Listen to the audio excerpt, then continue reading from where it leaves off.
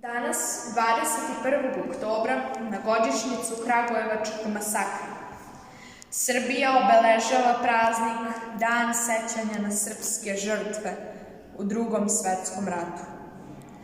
U ovom zločinu je stradalo oko 3000 stanovnika Kragujevca i okolnih mesta, a među njima je bilo i 300 kragujevačkih učenika i 15 dece starosti između 8 i 15 godina. O tom masakru Desanka Maksimović je napisala pesmu Krvava bajka.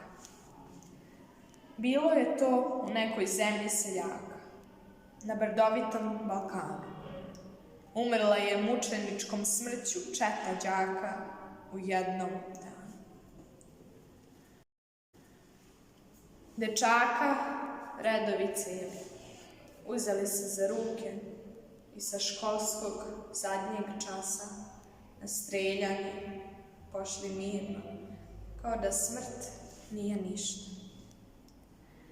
Drugova redovi celi, istog časa se uzneli do večnog boravišta.